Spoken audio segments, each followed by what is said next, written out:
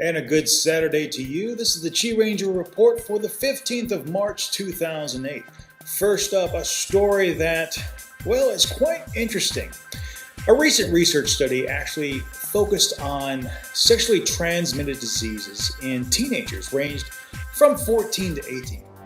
And what they found is that in 26% of those in the research study had actually an STD. Now, in those that actually admitted having sexual relations, that number jumped up to 40%. Now, the most prevalent STD recorded was HPV, which causes cervical cancer. But another alarming statistic was that nearly 48% of African Americans in the study themselves actually had an STD. Now, this is really some interesting studies to go hand in hand with how effective sex education here is in the United States.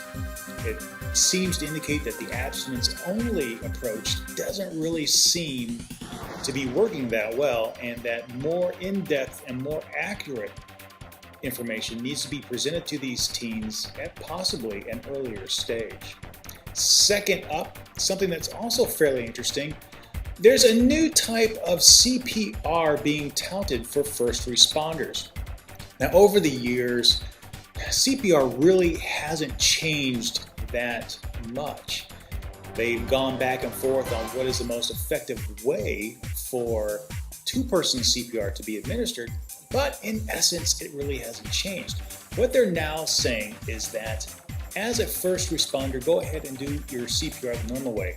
But when EMS arrives, what they're kind of looking at doing is having those professionals do 200 quick compressions before they shock the individuals.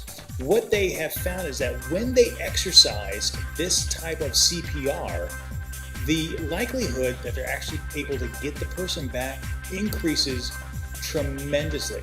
In fact, what they found is that originally only about 3% of these people were coming back when they were doing it the normal way. But when they did it this other way, it rose to about 17.6%, which is a huge, huge increase.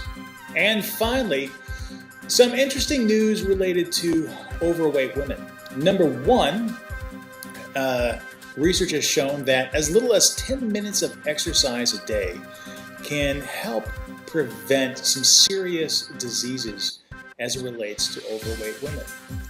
Secondly, overweight women are actually more prone to get a worse type of breast cancer, or a more aggressive type of breast cancer. Now, over the years, the amount of exercise per day has varied from time to time, but in generality, it's recommended for adults to get at least 30 minutes of cardiovascular exercise per day.